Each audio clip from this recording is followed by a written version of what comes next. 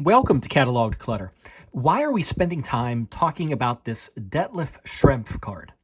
Well, in fact, this is the third card from the 1997-98 Topps Chrome Topps 40 insert set that we have in the video collection. And in terms of value, all three of the cards we looked at would be among the lowest priced cards in the set.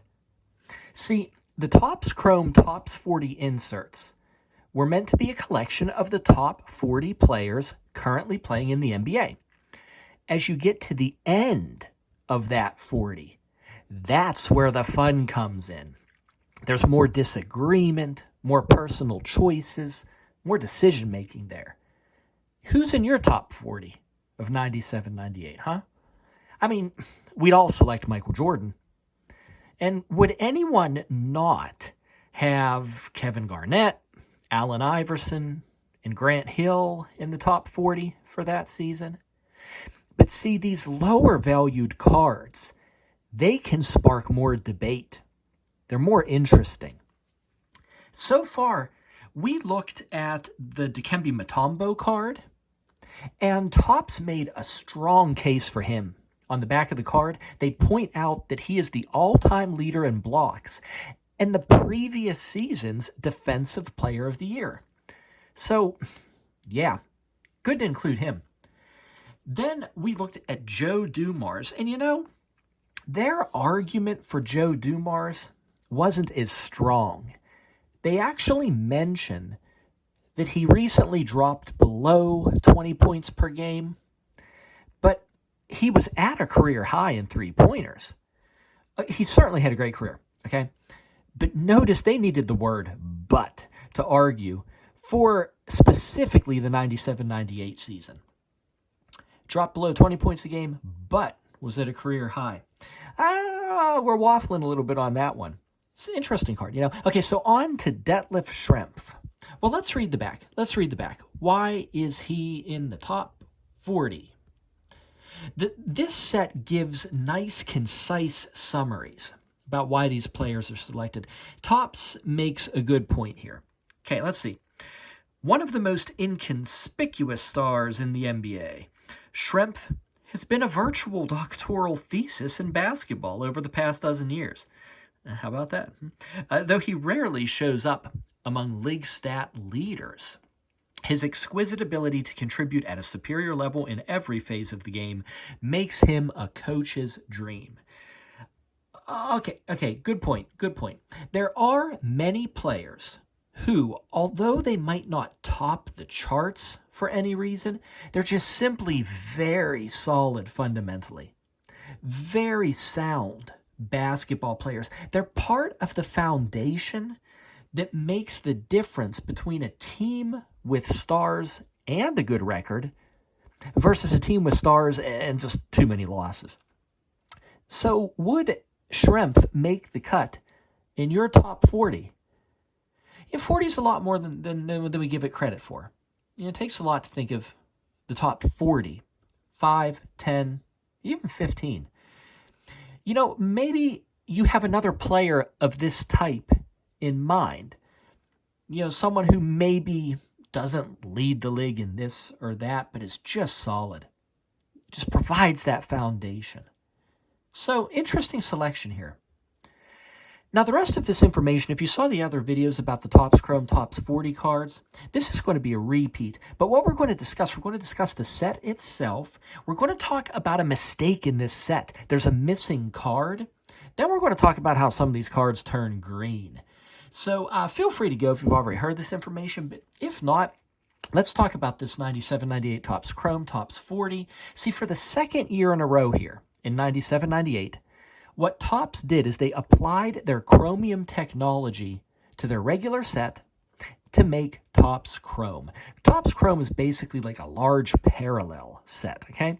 Now, some of the inserts from regular Topps were also reproduced in Chrome versions, including this Topps 40 insert set. So here in 97-98, Topps wanted to mark 40 years from its first basketball set.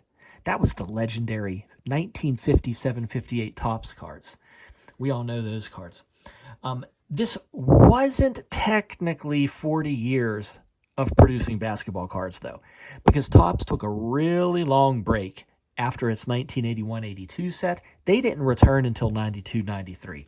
So this whole idea of 40 years of cards, it's really not the strongest if you consider that long gap. The idea behind this insert set was you would have players and coaches and writers. They'd work with Topps to come up with the 40 best who are currently playing. And just in case you missed the theme, the number 40 really isn't very subtle. It's very large right there behind the Topps logo. They want to make sure you know the theme of this set. The first 20 of these cards, you'd find them in Series 1. The remaining 20, Series 2. The cards are numbered with that T40 prefix you probably saw when I turned the card over, right here. 1 in 6 packs. You're looking at 1 in 6 packs. Refractors, though, do exist of these. That's 1 in 18 packs. Now, some trivia about this particular Topps Chrome insert set. And, you know, I've asked this before. This year, did Topps have something against Latrell Sprewell? In this set, there's no T40 number 7. That's Latrell Sprewell. He's missing in this Chrome Topps 40 set, but he is in the regular Topps 40 set. So here's what's interesting. This is wild.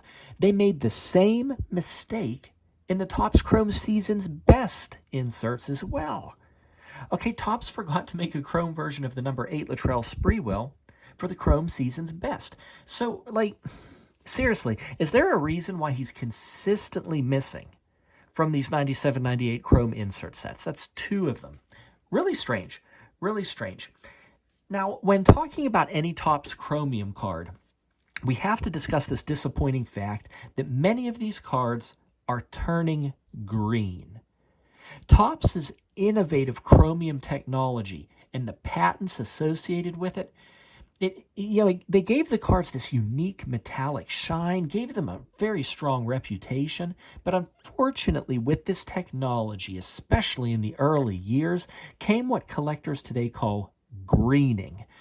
Or if you want to chuckle about it, you call it hulking. Now, this Detlef Schrempf card has the advantage that green is actually a Supersonics team color. So the green on the jersey, especially here, it's starting to form. Well, it almost looks like it belongs. It almost looks like it's the light. It's certainly less noticeable than our Joe Dumars card. Remember that? He glows green like, I don't know, like he was in touch with too much kryptonite or something. This is a rough one in terms of turning green. Unfortunately, there's not too much we can say about why this happened. There's lots of stories. You read a lot online in the forums. Someone says, hey, only half my set turned green. And people say that the cards turn green after slapping, even.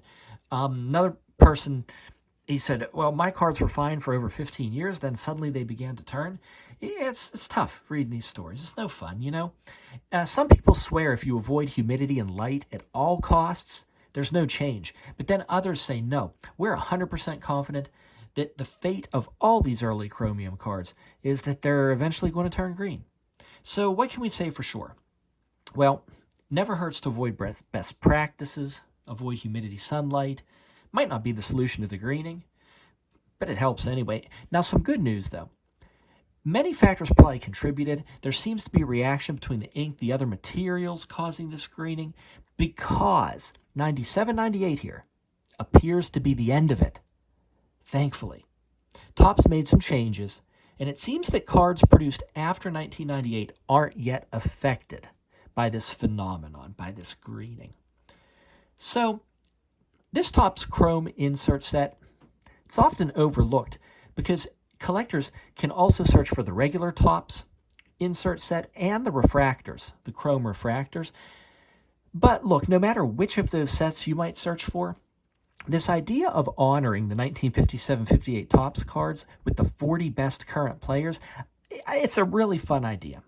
And with these Chrome inserts, collectors can obtain the set easier than the refractors, but you still get the quality that chromium technology brings to the card. Hey, subscribe and collect with us here at Cataloged Clutter. It's fun to look at these unbelievably expensive cards, but here we're just building sets one card at a time, and we study each and every one of them in depth, no matter how common. Hey, thanks for watching. Bye-bye.